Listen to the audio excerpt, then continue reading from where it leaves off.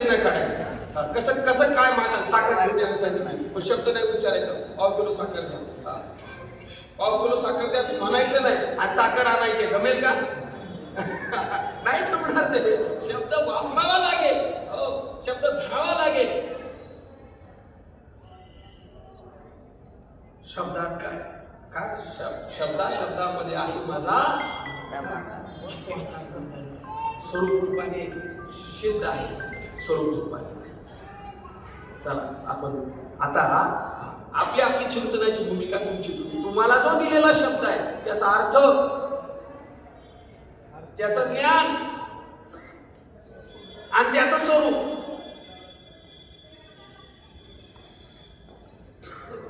सांगा तुम्हीच. आता पहिले दिवस सांगितलं मी एकटा नाही सांगणार. आपण सगळ्यांनी चिंतन करायचं आहे. चिंतनाची भूमिका आहे आपली. चिंतन एकटे आपण सगळेजण बसलोय, सगळ्यांना घेऊन पुढे जायचं आपल्याला. आणि सगळ्यांचा विषय एक आहे, सगळ्यांना एक दिले, सगळ्यांची घेण्याची देण्याची रीत एक आहे. काही समजुतीतच थोडाफार फरक असेल का दुसरं काय? अर्थात मी काही फरक असावा असं मला वाटत नाही. अर्थ मी एकच केला. काय अर्थ आहे त्या शब्दाचा? कसं सांगावं आता? काय ज्ञान आहे त्या अर्थाचं आणि काय स्वरूप आहे त्या अर्थाचं, त्या शब्दाचं?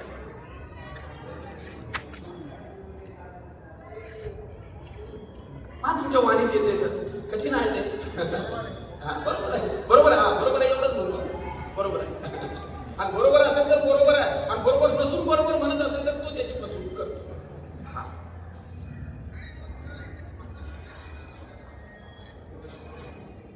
अर्थ ज्ञान स्वरूपापर्यंत जाऊया का? पुढचा विषय घेऊया त्या शब्दाचा. तुम्ही मला माहित असेल तर पुढे जातो.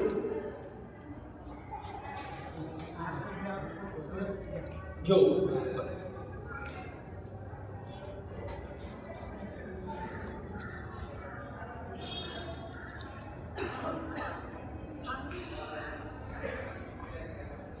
जेवढं शब्दात येईल तेवढं घेऊ.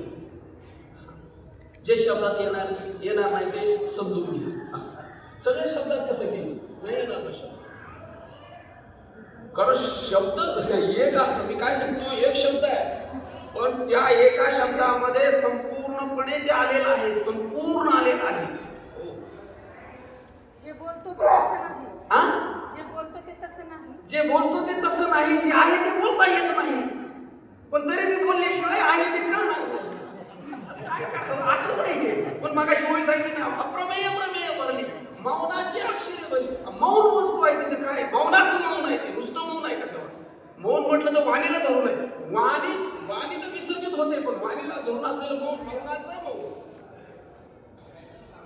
या लागी मौनेची बोली काही न होणी व्हायची, काही न होता लायचे काहीच नाही. चांगले उपास काहीच नाही, आणि काहीच नाही तरी पण त्याला सुद्धा काहीच नाही म्हणावं लागतं. आणि काय आहे त्याला काही आहे म्हणावं लागते, आणि काय आहे म्हणावं ते मी नाही, काही नाही म्हणावं ते मी आहे ना हे नाही आहे. आणि म्हणून उपाय खूप ज्ञानेश्वर.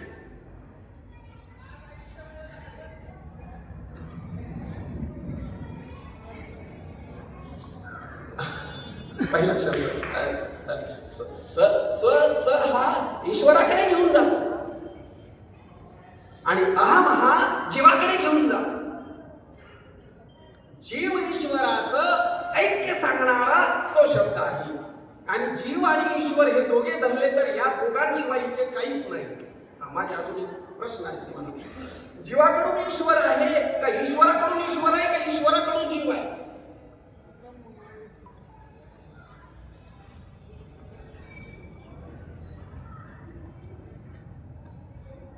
बोलत चला बरं. तुम्ही थांबला की थांबतोय. तुमच्यावरच चालणं आहे आमचं सगळं. काय तुमच्या अवधानाच्या इंधनावर सगळं चाललंय पुढे.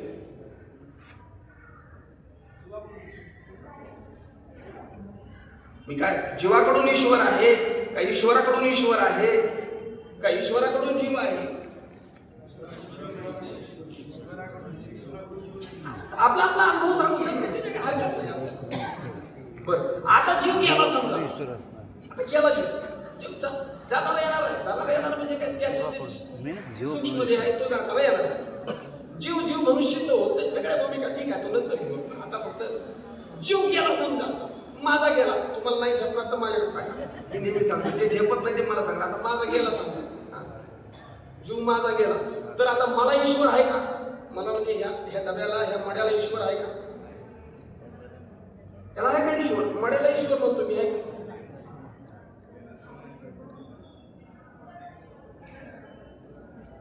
बरोबर, मड्याला ईश्वर आहे का? नाही. मग आता सांगा, मग ईश्वर जीवाकडून ईश्वर आहे का ईश्वराकडून जीव आहे? ईश्वरातून जीव आहे. बरं का, सगळी मांडामांडी केली, ही बी मांडामांडी मांडायचं आहे, बाकी काय नात्यारोप करणं, अपवाद करायचं, बाकी काय पण जीवाच्या समजुतीसाठी मांडायचं आहे. आता काय करावं?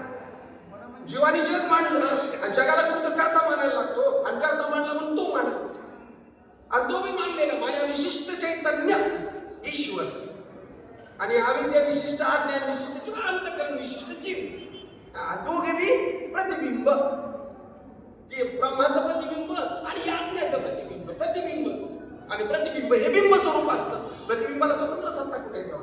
सूर्याचं प्रतिबिंब पडलं एखाद्या डबक्यावर आणि डबकं आटलं, कुठं गेलं ते आतलं? आतलं कुठं गेलं? दिसत होतं ते. परत कालचा मुद्दा, ते होतं म्हणून दिसत होतं का नव्हतं म्हणून दिसत होतं? परत उत्तर आलं, होतं म्हणून दिसत होतं. प्रतिबिंब. आरशात तुमचा चेहरा आहे म्हणून दिसतो का नाही म्हणून दिसतो?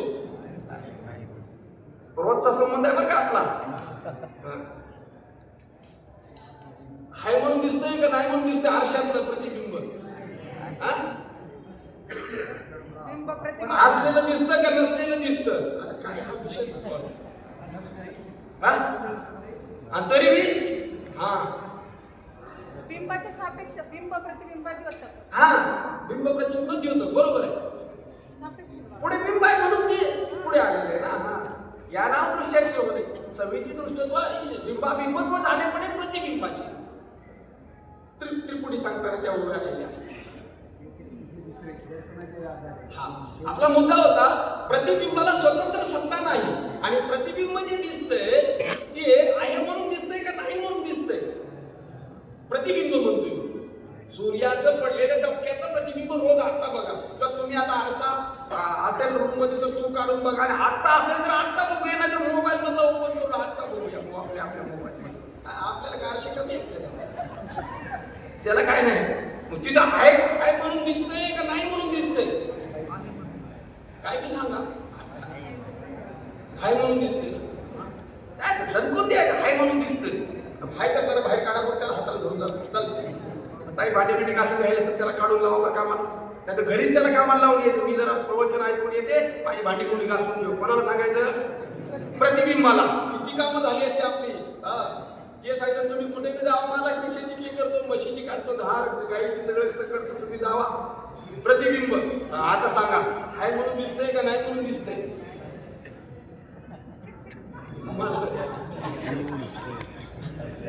एवढं कशाला विचारतं? हे का आता हे अवघड आहे का? रोजचं आहे का? हे अवघड आहे? मला तर सांगा, अवघड आहे का? आता ते आपलं चाललंय, अवघड आहे का सोपं आहे? त्याचा विचार आभास होता, बरोबर. आभास खरा असतो का खोटा असतो? आभास असतो का आभास नसतो? आभास या शब्दातच भास आला. भासलेलं, नसलेलं, दिसलेलं आणि असलेलं अजिबात नसलेलं. आभास मध्ये नसले. माझा सांगा, आरशात आहे म्हणून आहे का?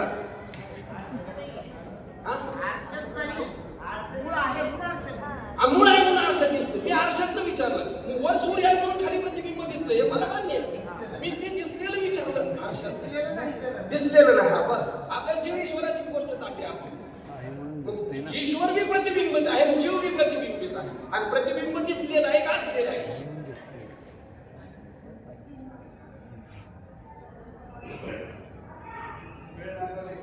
वेळ नाही लागला तर आता ठीक आहे. आता काय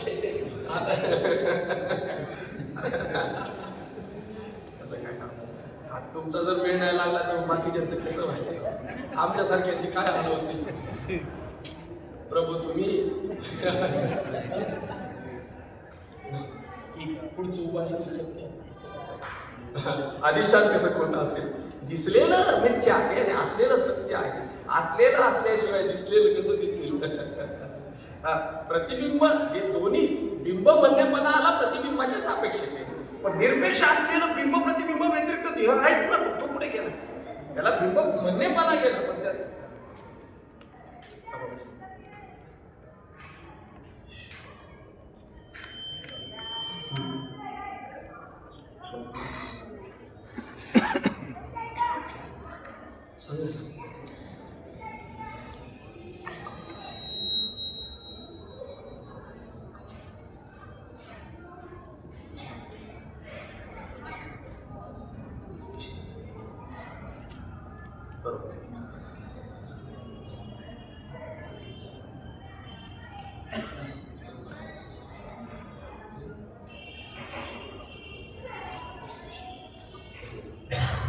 जरा महत्वाचा विषय होता, लागवड प्रश्न होता. माझे हरवले त्याला सापडले ते मला कोणते हळू बोलतो. माझे ते ₹1,00,000 पडले होते. माझे पडले होते, तुमचे पडले होते. बाबांचा दृष्टांत सांगितला बाबाने, शब्द अर्थ आणि काय थोडं आम्ही पुढे आलो होतो. पण ठीक आहे, तुम्ही सांगितलं थोडेच मागे जातो. बाबांचा दृष्टांत ते काय, बाबांचं ते जे काय चाललंय ना, दुसरं काय चाललंय, दुसरं काही करायचंच नाही आम्हाला. आम्हाला महात्म्याचा जय जयकार करायचा, पण असाच जयकार करा. त्यांनी काय सांगितलं ते समजून घ्यायचंय आणि तो आमच्यासाठी जय जयकार नावाचा जय जयकार होईल. ठीक आहे, ते सुद्धा मुखात होईल, त्याच्याबद्दल काही आम्हाला काही भूमिका नाही. पण जे जे असेल ते त्यांनी जे आम्हाला अधिष्ठानपर्यंत नेऊन पोहोचवलं त्याचं चिंतन असेल, दुसरं चिंतनच नाही. काय काय सांगायचं दुसरं? त्यांनी जिथपर्यंत आम्हाला दृष्टी देऊन केली, आम्हाला दिव्य दृष्टीचा विषय चाललाय. अजून तो तर चितकं उजळली या चितकळी का तिथं भूमिका आहे, पण हे त्याच्यामध्ये आलेलं आहे. असं होतं एका मुद्द्यावर काय काय करावं असं होतं. कालचं अजून प्रियत्व राहिले सांगायचं. हो चला बाबा, आता हा दृष्टांत बाबाने सांगितलंय, पण आता तुम्ही सांगा बरं का सगळे. बाबांचा विषय आला की तुम्हाला सगळ्यांना बोलावं लागेल, कारण तुम्ही त्यांच्याबरोबर जास्त सहवास तुमचा झालेला. परिसराचा एका लोखंडाला 20 वर्ष सर्व्हिस झाला, स्पर्श झाला, सहवास झाला, आणि एका लोखंडाला 1-2 महिनेच झाले.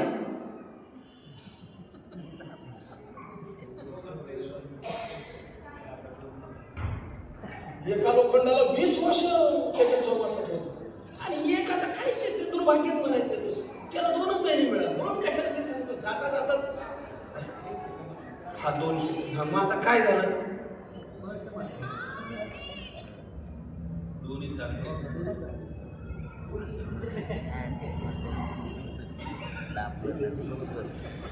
सोन्याला उमगायला वर्षानुवर्ष लागतात. सोन्याला मला स्पर्श झालाय, सोन्याला मी सोना हे कळायला वर्षानुवर्ष जन्म त्याचा निश्चय करायला लागतात. कळायला काय सोने झाले, सोन्याहून पिवळं सांगितलं की कालच विषय झाला. सोन्याहून पिवळ्याने सांगितलंच की त्यांनी, पण त्याचा निश्चय व्हायला किती जन्म लागतील माहित नाही. तो निश्चय आता करण्यासाठी हे सगळे उपक्रम आहेत. म्हणून विश्वस्ताला बाबा धन्यवाद देतो. तुम्ही काही उपक्रम राबवता, त्याच्यातून आम्हाला सगळ्यांना चिंतनाची भूमिका तयार होते. बाबांनी दृष्टांत सांगितलं होता, बँकेचं पासबुक तुमच्या खिशात आहे, बरोबर की नाही? हा शब्द, आणि त्याच्यावर 1,00,000 रुपये लिहिलेले आहेतच तुमचे 1,00,000 रुपये.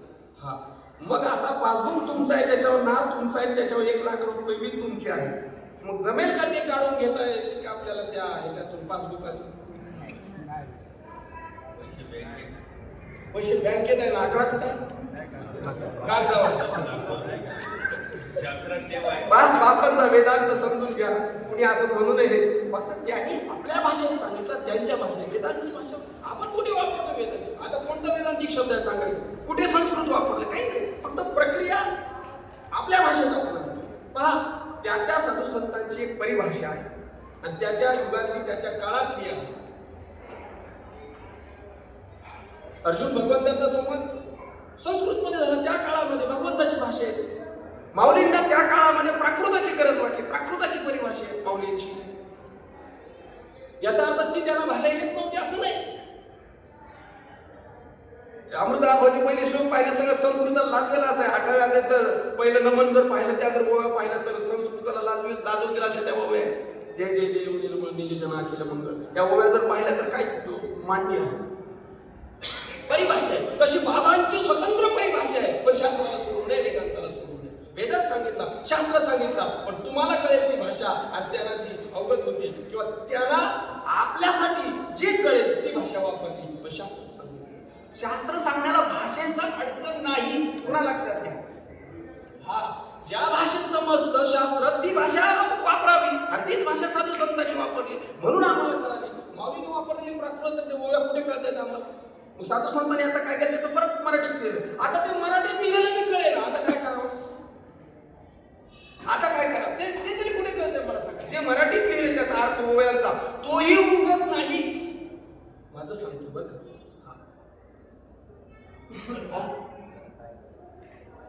ज्याला काय करावं तर काय, कुणाच्या तरी चरणाशी बसावं, कुणाच्या तरी म्हणजे एखाद्या अधिकाऱ्याच्या चरणाशी बसावं, विनंती करावी.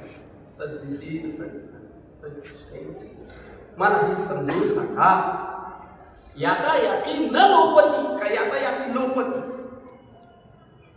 समजून सांगण्याचा विषय काय, न आहे का न नाही तिथे?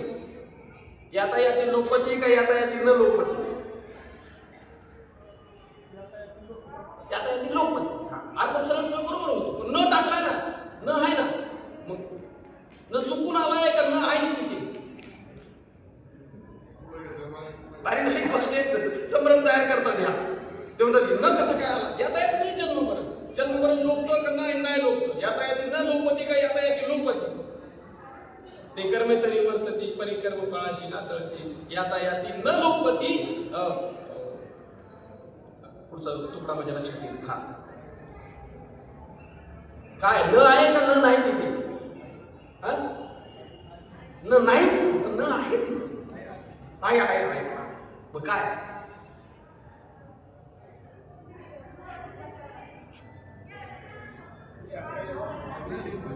न लोपती. लोप हा शब्द आहे ताई, लोप आणि बाध. लोपन म्हणजे काय, लय चिंतन आहे ते. लय चिंतन. लोपन म्हणजे लपणं, लपलेलं परत उभा राहतो. या जन्म मरण लपतंय का जन्म मरण कायमचं बाध होतंय? यातायाती न लोपती, लोपत नाही, बाद होतं पूर्णपणे असं सांगायचं, म्हणून न हा शब्द आला. लोप आणि बाद शास्त्राच्या प्रक्रियेत. लोप म्हणजे काय आणि बाद म्हणजे काय? बाद म्हणजे समूळ नष्ट, मुळात सकट उपटून टाकून त्याला बाद म्हणतात. नित्यत्वाचा निश्चय करणं त्याला बाद म्हणतात. आणि लोप म्हणजे लय चिंतन आहे, तात्पुरतं तेवढ्यापुरतं, वरचं कुंडली पालवी आणि परत पाऊस आला की परत जसं येत असं. मग न लोपती पाहिजे का न तिथं असायला पाहिजे की नाही पाहिजे? न असायला पाहिजे, तरच त्याच परिपूर्ण ती होईल. आता तुम्ही सांगितलं मगाशी म्हटलं न नसायला पाहिजे, दुसरा एखादा असं तर त्याला निकालच काढला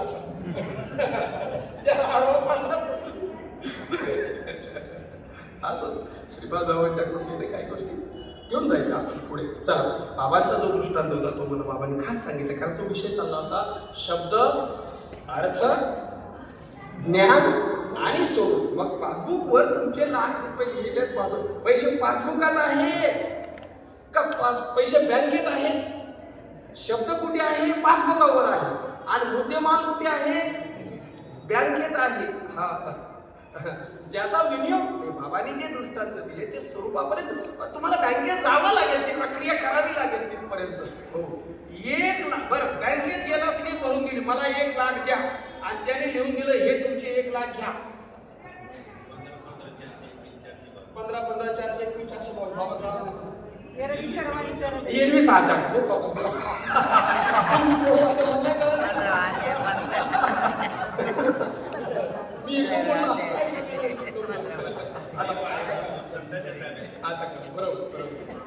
एरवी तरी सर्व.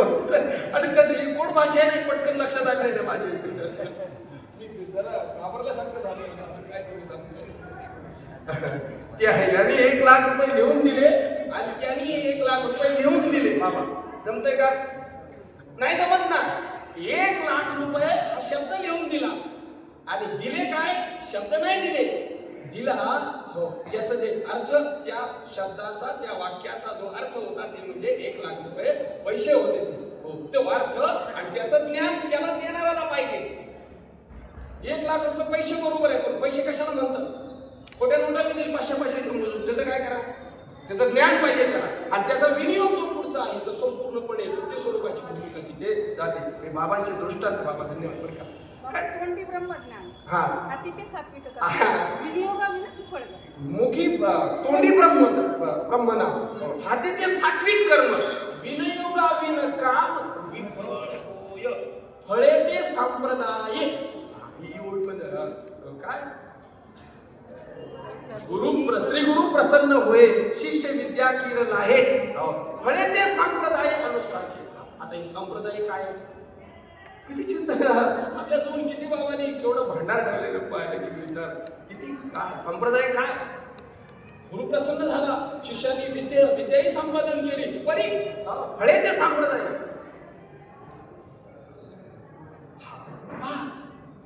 ते संप्रदाय ही जी भूमिका आहे तो शब्द जो आलेला आहे तो लक्षात घेतला पाहिजे आपल्याला. चला आज आपण इथेच थांबू.